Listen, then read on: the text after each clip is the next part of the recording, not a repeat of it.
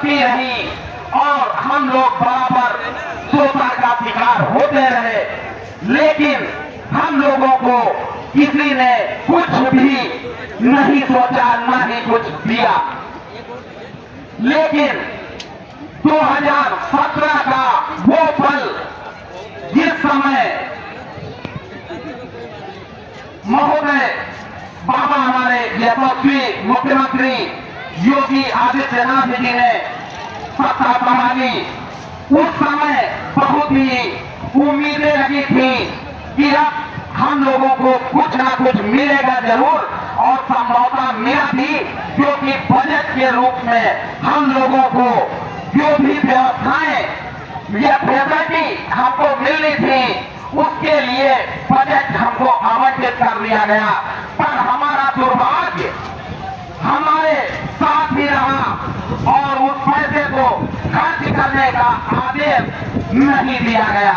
इसके फलस्वरूप हमारे अधिकारियों ने भी हमको छलने की कोशिश की और वो 22 अप्रैल का दिन जब हम लोगों की सेवा एक दिन के लिए हमसे छीनी जा रही थी कि इन सबको एक दिन के लिए पद से हटा दिया जाए, उसके बाद इन्हें पुनः सेवा में ले लिया जाएगा अगर इनका संघर्ष रहा तो।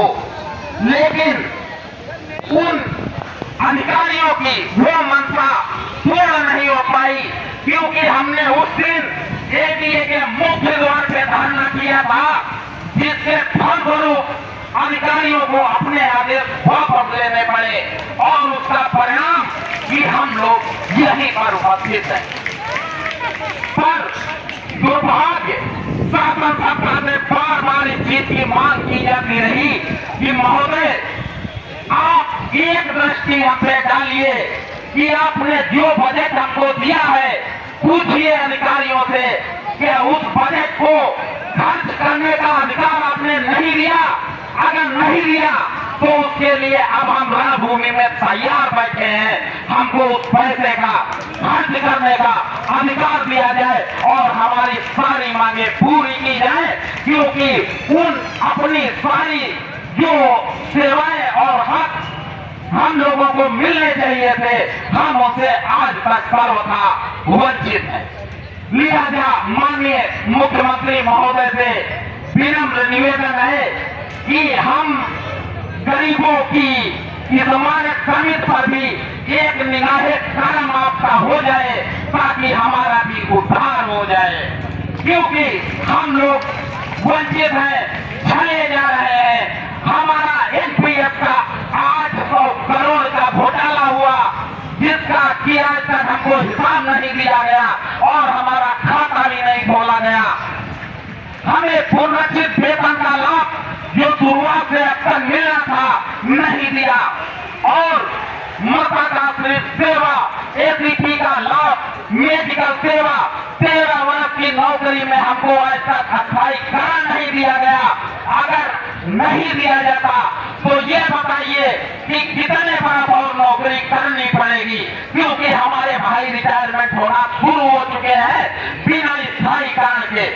तो आखिर हमारे साथ ऐसा सौतेला व्यवहार क्यों कि हम सब आपको वोट नहीं देते? क्या सेवा में कोई कमी है? अगर वो है तो वो भी आप हम लोगों को बताइए, हम लोग उसको दूर करेंगे।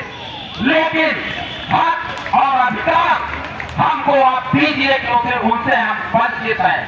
इसलिए हमारी आपसे पुनः गुजारिश है कि हमारी समस्त मांगों को आज ही आज पूरा कर हमारे धरना स्थल पर जो ओएसडी महोदय ने वादा किया था कि आपके धरना स्थल पर शासनादेश निर्गत होकर अपने प्रतिनिधि के द्वारा पहुंचाएंगे।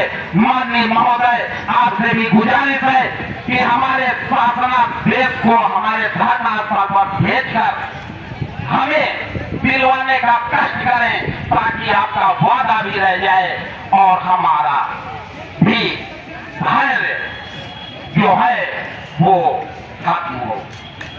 जय हिंद, जय भारत।